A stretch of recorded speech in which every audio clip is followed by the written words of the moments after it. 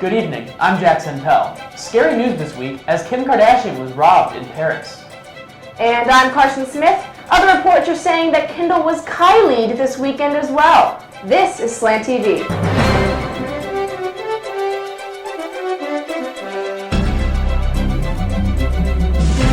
Tonight's top story, Slant TV's special coverage of the amazing race. The 2016 presidential hopefuls square off in an effort to reach the Oval Office. All 6 teams are vying to be behind that desk, but only one can. Slant TV senior correspondent Jackson McKeever has the story. Jackson? Thanks, Carson. I'm here at the starting line of the amazing race. With just 5 weeks left before the election, things are really starting to heat up. Today, contestants will face the first of many challenges in order to determine who is qualified to be in the White House. And they're off.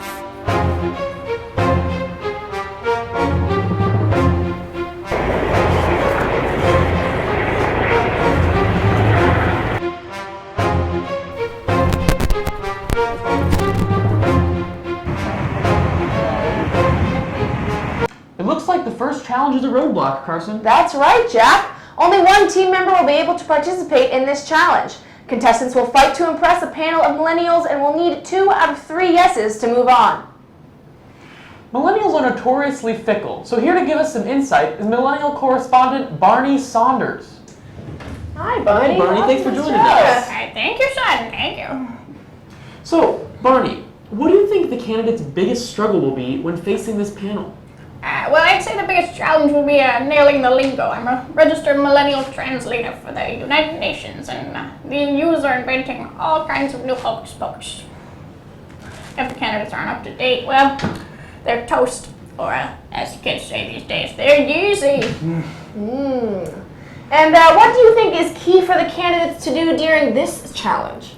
Yes. I've conducted extensive research on this. They love cute old white men with strong opinions, so the biggest challenge for the candidates will be pretending to be one of those. Except that guy, Bernie Sanders, he's got this one in the bag. And let's see how they're doing. Who here loves Jesus? Okay, yeah. Who thinks homosexuals should be stoned to death?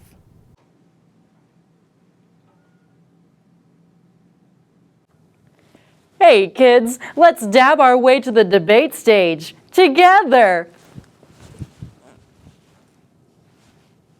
Yeah.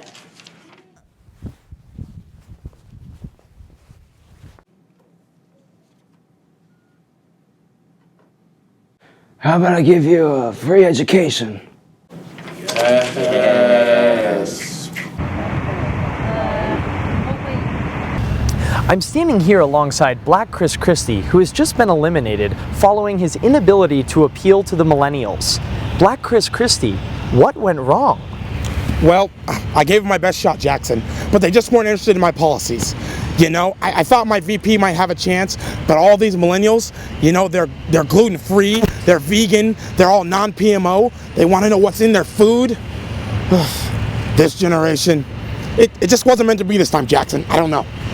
According to reports, Gary Johnson also made it through the first challenge with little trouble. Unfortunately, no one was watching. And Donald Trump's team managed to squeak through after a rough performance by Mike Pence. Team Trump is moving on, and nobody's quite sure how. In related news, Jeb Bush was spotted near the site of the challenge, hugging an exclamation point in the shadow of what appeared to be his political family tree.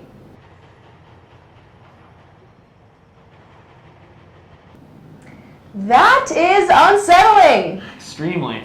Check back in the next few weeks for more updates on this amazing race to the White House. For Slant TV, I'm Jack Santel, and time flies if you bring a watch on an airplane. And I'm Carson Smith, and I've never before said the word puppet. Have a good night.